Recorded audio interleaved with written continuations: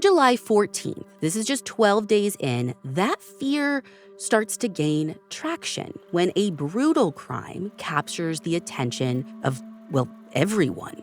Now, it's very different, but it involves multiple young women being held and killed at a single time by a single person, and from the same area where the women are from, Chicago. It at the time does feel worth looking into.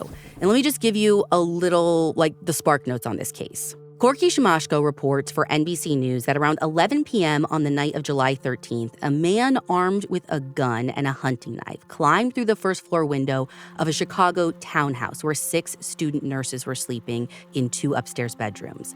He crept up the stairs, woke up all 6, and corralled them into a 3rd bedroom, binding their hands behind their back.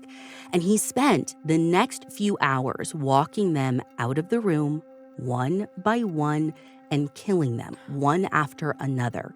Some of them by stabbing, some by strangulation, and some by a combination of the two. And I don't know why this next detail bothers me so much, but his victims weren't even just the 6 women in the house when he broke in, because 3 more residents had the great fortune of being gone when the bloodshed started, and the even greater misfortune of coming home while it was unfolding. Shimashko writes that 8 women were tortured and killed over 4.5 long hours that night.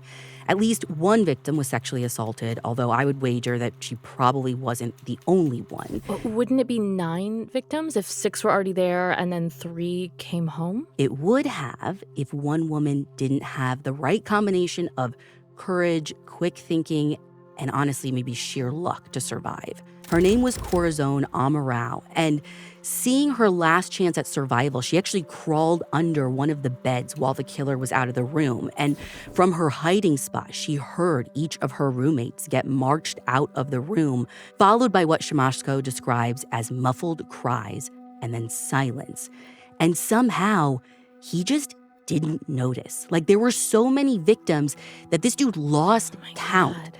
And so when Corazon crawled back out at around 6 o'clock in the morning, it was just carnage. Shimashko writes that she was so traumatized and so terrified that she climbed onto the ledge of a 2nd-story window and just started screaming. I mean, for all she knew, the killer was still inside somewhere.